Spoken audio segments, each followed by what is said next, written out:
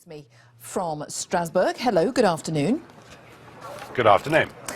Some strong words here from the IMF. A British exit from the EU could pose major challenges, and they're talking about this country and Europe as a whole. Yeah, I think the IMF lost their way a few years ago. They got directly involved with the Eurozone bailouts, despite their charter not suggesting they should behave in that way. Of course, their previous leader was Dominic Strauss-Kahn.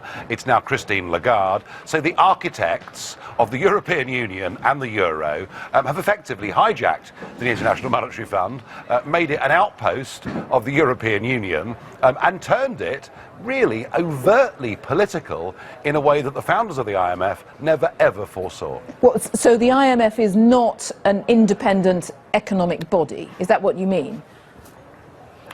I think the IMF was respected for decades as being an independent economic body, which when the Eurozone hit, and under the leadership of their two big bosses, has become intensely political and is there and sees one of its main jobs now to support the project of European Union and indeed the Euro itself. So it's just wrong. Everything it's outlined in the last hour is just incorrect, is it? Well, we can debate whether it's right or wrong, and I believe it's wholly wrong. The fact is, the IMF should not even be commenting on this way. I mean, to have gone so far, as to suggest, geopolitical shifts. If Britain votes to have a trade deal with Europe, rather than be a member of political union, strikes me as being outside their remit. OK, well, everyone watching, one hopes, or has the right to go to the polls anyway on June the 23rd, so people have to make a decision. So who do you suggest they should believe? What international body is there, what economics body is there that they should believe? Well, all the ones that are part of the sort of institutional infrastructure of big government, be suspicious of. They're all the same people, they're all interchangeable, they go from being government ministers to working for the IMF to working for the European Commission. What this is about.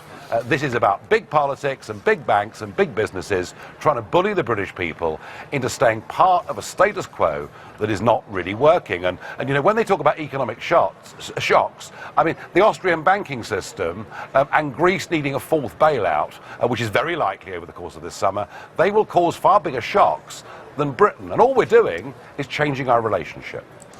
Right, but the IMF is talking about, among other things, it's saying there has already been an impact. The very fact that there is going to be a referendum in a few months' time has already created uncertainty for business, and that is already having an impact. So the IMF would say we can witness, we can experience that impact already. That is happening. Well, Deutsche Börse have just launched a £20 billion bid to take over the London Stock Exchange.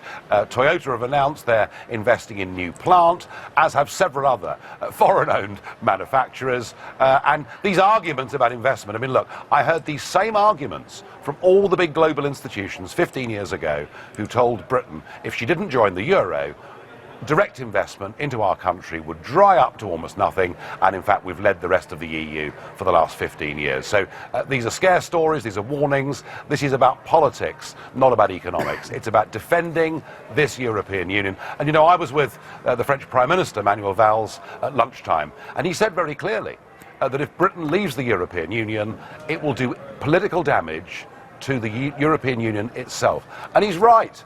Britain leaving will damage the European Union.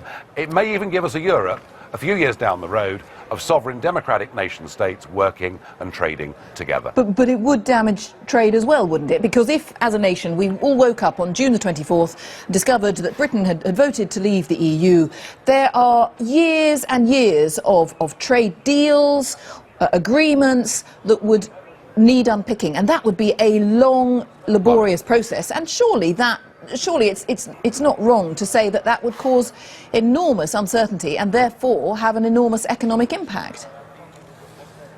Well, that's what the Prime Minister would like us to think, because he's trying to scare us. The fact is, we vote to leave on June the 23rd. We then, through the treaties that we're signed up to, invoke something called Article 50, which means for up to 2 years, all our trade arrangements for up to 2 years are completely unaffected. They'll be the same as they were on June the 22nd, and we have 2 years to sort ourselves out. And if you look around the world, countries like Australia, they negotiated a complex trade deal with America, done start to finish in 10 months.